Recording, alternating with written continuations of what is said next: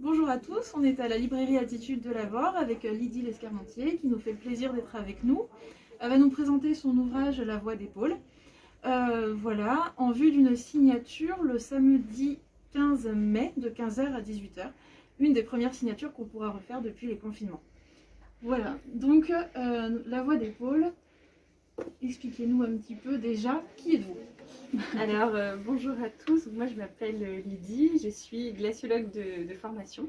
Donc j'ai travaillé à peu près une dizaine d'années en recherche sur le fonctionnement des glaciers, notamment les glaciers émissaires en Antarctique, et sur l'impact en fait du changement climatique sur ces glaciers et sur la calotte. Donc j'ai eu l'occasion de travailler énormément dans les régions polaires, de faire beaucoup de terrain. Ouais. Et donc ce livre, c'est un petit peu l'histoire de tout ce qui s'est passé de ces expéditions-là. Ouais. En fait, vous êtes arrivé un petit peu à être glaciologue un peu par hasard, au final, de ce que j'ai compris, du coup, à Toulouse, c'est ça ? Oui, c'est ça. En fait, j'étais intéressée par l'étude des climats extrêmes et je cherchais un stage. Et j'ai un copain à moi qui m'a trouvé un stage sur un glacier en Antarctique. J'avais pas forcément tout compris. Ouais. Et là, ça a été le début de l'aventure. Oui, parce que vous avez été prise de passion au final pour ça. Oui, complètement. J'ai décidé vraiment que ça allait devenir ma vie.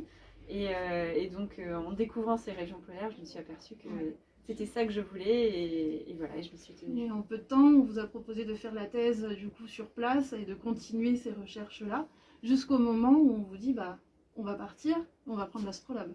Voilà, c'est ça. Donc quelques mois après en fait avoir commencé mon stage, donc la même année, mon directeur de stage devient mon directeur de thèse et là il me propose d'embarquer avec lui pour au moins 3 voire 4 saisons en Antarctique et travailler sur le glacier Mertz. Et donc la première étape c'était aller en Australie, en Tasmanie, et ensuite embarquer sur l'astrolabe pour partir là-bas. Ouais, un sacré voyage l'astrolabe quand même, c'est un bateau hors du commun au final. Oui, c'est un bateau hors du commun qui est assez mythique, qu'on aime et qu'on déteste à la fois parce qu'il n'est pas forcément facile à vivre quand on est à bord. Le mal de mer, tout ça, apparemment, c'est quand même...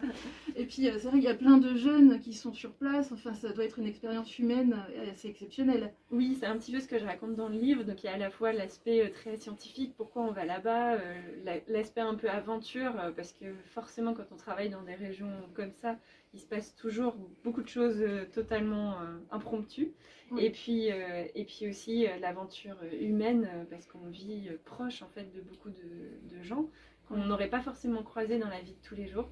Et donc c'est aussi permettre de parler de toutes ces personnes qui travaillent à la fois sur ces bateaux et sur ces stations. Et oui.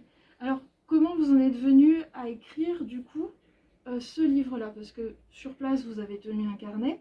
Ouais. Et pourquoi vous avez écrit ce livre ? Alors pourquoi j'ai écrit ce livre ? Parce qu'en fait aujourd'hui, j'ai travaillé en recherche pendant un paquet d'années et en fait au bout d'un moment j'ai compris que c'était pas forcément... J'ai compris l'urgence climatique finalement. Et en tant que scientifique, je me suis aperçue qu'il y avait aussi des limites à mon travail et ce que je voulais réellement, c'était faire de la communication, de la médiation, on appelle ça, et donc parler en fait de ce qui se passe dans ces endroits-là. Et en fait, ce livre, c'est aussi un outil, un petit outil pédagogique en fait pour faire comprendre un peu à plein de gens pourquoi on part dans ces régions polaires, qu'est-ce qu'on y fait, pourquoi elles sont importantes, et comprendre comment fonctionne le climat. Comment il est régulé, etc. Et voir un petit peu où est-ce qu'on va. Ouais.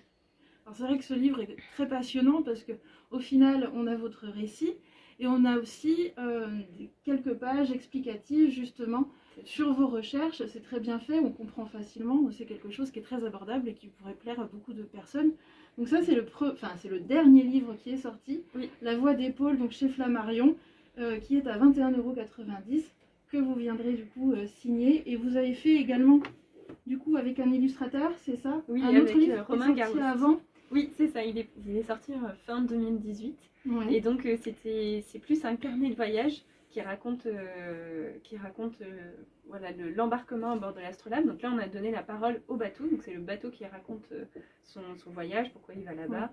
Ouais. Donc là, effectivement, il y a beaucoup de photos, d'illustrations, de petites pages de BD aussi faites par Romain Garoust. Donc c'est un livre un peu différent, mais qui reste un petit peu sur ce thème polaire. Oui, peut-être moins scientifique, plus autour de l'aventure au final. Ça. Donc c'est vrai, c'est très sympa également à découvrir. Donc moi je vous propose de venir le samedi 15 mai pour rencontrer Lydie et parler avec elle, échanger et donc feuilleter un petit peu ces ouvrages-là. À bientôt!